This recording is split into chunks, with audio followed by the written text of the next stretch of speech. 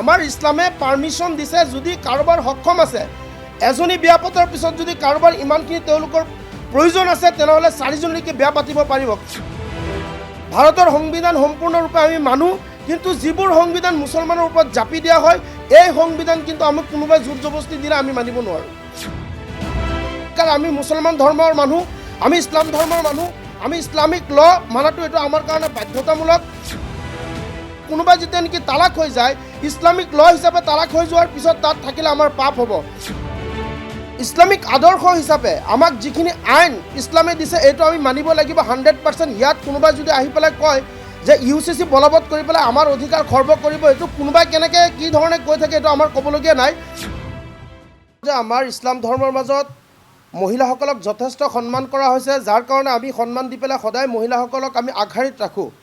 আমি ইমানখিনি নোৱাৰোঁ যে আমি মহিলাসকলক ক'ৰবাত ৰখাই দি পেলাই সেই মহিলাসকলক ক'ৰবাত অত্যাচাৰ কৰা, এই কথাটো আমি কেতিয়াও নিবিচাৰোঁ। কিন্তু এটা কথা স্পষ্ট যে ক'ৰবাত নহয় ক'ৰবাত আপোনালোকে চাব যে কেতিয়াবা কিন্তু আপোনাৰ পুৰুষসকলে কিন্তু অশান্তিৰ পৰিৱেশত তেওঁলোকে থাকিব লগা হয়। গতিকে ইছলামিক ল হিচাপে যেতিয়া নেকি আমাক ইছলামিক আদৰ্শ হিচাপে আমাক যিখিনি আইন ইছলামে দিছে এইটো আমি মানিব লাগিব 100%। ইয়াত কোনোবাই যদি আহি পেলাই কয় যে UCC বলবৎ কৰি পেলাই আমাৰ অধিকাৰ খৰ্ব কৰিব, এইটো কোনোবাই কেনেকৈ কি ধৰণে কৈ থাকে এইটো আমাৰ ক'বলগীয়া নাই। আমাৰ কথা স্পষ্ট, আমি ইণ্ডিয়ান ল মানিম, লগে লগে ইণ্ডিয়ান লই যিমানখিনি অধিকাৰ দিছে তাৰ লগে লগে সমানকৈ অধিকাৰ আমি মুছলমান ধৰ্মৰ মানুহ, আমি ইছলাম ধৰ্মৰ মানুহ, আমি ইছলামিক ল মানাটো এইটো আমাৰ কাৰণে বাধ্যতামূলক।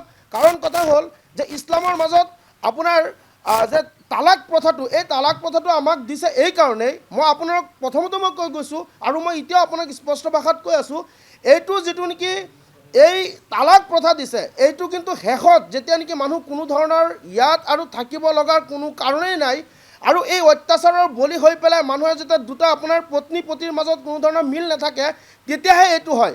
কাৰণ কথা হ'ল এতিয়া কোনোবাই যেতিয়া নেকি তালাক হৈ যায় ইছলামিক ল হিচাপে তালাক হৈ যোৱাৰ পিছত তাত থাকিলে আমাৰ পাপ হ'ব।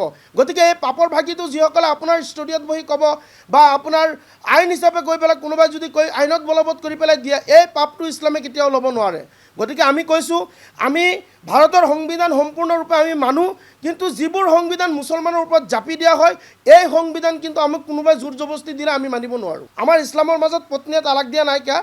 আমাৰ চাওক যে আমাৰ ধৰ্মীয় যিটো আইন, ধৰ্মীয় আইনটো বেলেগ, আমাৰ ইণ্ডিয়ান লটো বেলেগ। গতিকে অশান্তিত থাকিলে আপোনাৰ থানা আছে, কোৰ্ট কাছাৰী আছে, তেওঁলোককতো যিকোনো ঠাইত ৰাখি থোৱা হৈছে যে এই হিচাপে দিয়ে। ইছলামিক ল হিচাপে পতিয়েহে পত্নীক তালাক দিব পাৰে, কিন্তু পত্নীয়ে পতিক তালাক দিব নোৱাৰে। আমি এইটো বিচাৰোঁ।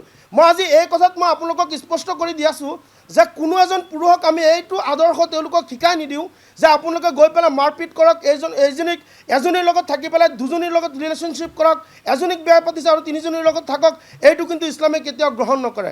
গতিকে ক'ৰবাত যদি পত্নীৰ লগত যদি কোনোবাই অসভ্যালি ব্যৱহাৰ কৰিছে বা তেওঁলোক পত্নীৰ সৈতে, আমাৰ ইছলামে পাৰ্মিশ্যন দিছে যদি কাৰোবাৰ সক্ষম আছে এজনী বিয়া পতাৰ পিছত যদি কাৰোবাৰ ইমানখিনি তেওঁলোকৰ প্ৰয়োজন আছে তেনেহ'লে চাৰিজনীকে বিয়া পাতিব পাৰিব। কিন্তু আজিৰ তাৰিখত আপুনি এজনীতকৈ বেছি কোনো নেপাতে। যদি কোনোবাই কাৰোবাক অশান্তি কৰে বা তাৰ লগত সম্পৰ্ক নাইকিয়া হৈ যায় তাৰ পিছতহে বেলেগক ক'ৰবাত বা প্ৰয়োজন হ'লে বিয়া পাতিব পাৰে। আমাক যে বিয়া পাতিবই লাগিব কোনো বাধ্যতামূলক নহয়।